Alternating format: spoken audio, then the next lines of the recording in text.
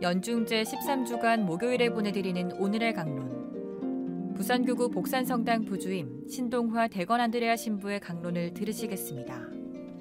오늘 복음은 마테오복음 9장 1절에서 8절까지의 말씀입니다. 그때 예수님께서는 배에 오르시어 호수를 건너 당신께서 사시는 고을로 가셨다. 그런데 사람들이 어떤 중풍병자를 평상에 뉘어 그분께 데려왔다.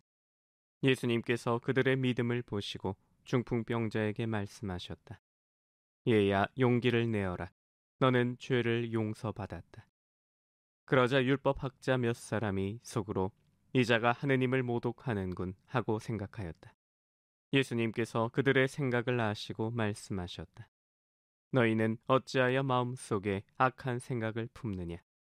너는 죄를 용서받았다 하고 말하는 것과 일어나 걸어가라 하고 말하는 것 가운데에서 어느 쪽이 더 쉬우냐.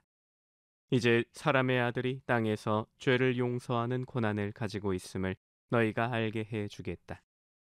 그런 다음 중풍병자에게 말씀하셨다. 일어나 내 평상을 가지고 집으로 돌아가거라. 그러자 그는 일어나 집으로 갔다. 이 일을 보고 군중은 두려워하며 사람들에게 그러한 고난을 주신 하느님을 찬양하였다. 찬미 예수님 반갑습니다. 복산성당 부주임 신동화 대건 안드레아 신부입니다. 오늘 복음에서 예수님께서는 이러한 표현을 사용하십니다. 어느 쪽이 더 쉬우냐. 이 말씀을 곰곰이 되새기면서 복음을 더 자세히 읽어봅니다. 저 복음에 등장하는 사람들에게 과연 쉬운 일이 무엇이었을까? 돌이켜보면 중풍병자를 평상에 뉘어온 사람들이 한 행동은 결코 쉬운 일이 아닙니다. 우선 아프게 된 이를 버리지 않고 끝까지 챙기는 일도 가족이 아니라면 결코 쉬운 일이 아닙니다. 심지어 가족이라 하더라도 돈 때문에 혹은 힘들어질 미래에 대한 불안감 때문에 환자를 버리거나 포기하는 사람들도 있음을 우리는 알고 있습니다. 또한 어떤 이가 병자를 고쳐준다는 소문만을 믿고서 먼 길을 평상을 들고 옮겨주는 일도 결코 쉽게 행할 수 있는 일이 아닙니다. 먼 길을 병자를 들고 떠나는 일도 힘든 일이지만 만에 하나 그 사람이 사기꾼이라면 어떤 허탈감에 빠지게 될지 걱정이 우선 앞서게 되었을 것입니다. 그러나 이들은 실낱 같은 희망을 버리지 않고 꿋꿋이 길을 나섭니다. 이러한 그들의 믿음이 병자를 낫게 하였다고 예수님께서는 말씀하십니다.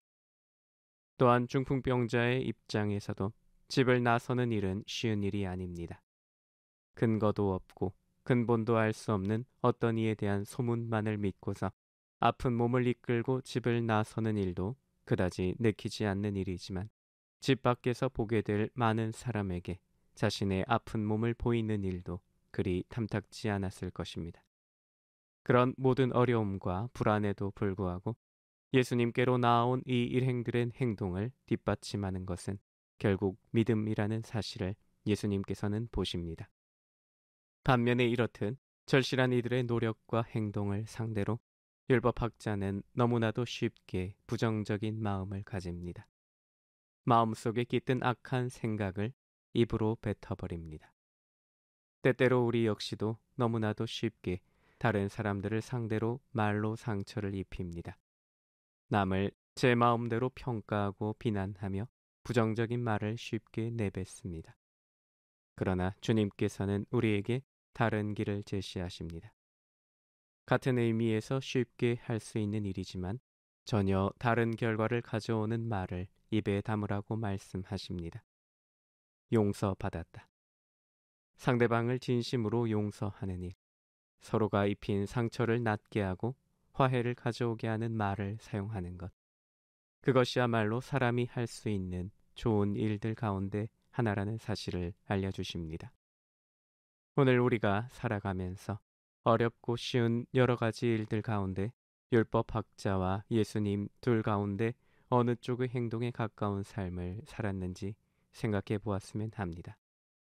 그리고 주님이 알려주신 대로 사람에게 용서하고 치유할 수 있는 권한을 허락하신 하느님의 뜻을 잘 이해하고 따르며 살아갔으면 합니다.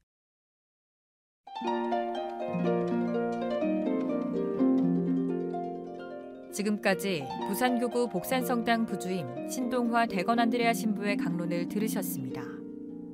내일도 신동화 신부의 강론이 이어집니다. 오늘의 강론은 공인회계사 임만석 바오로 형제님과 함께합니다.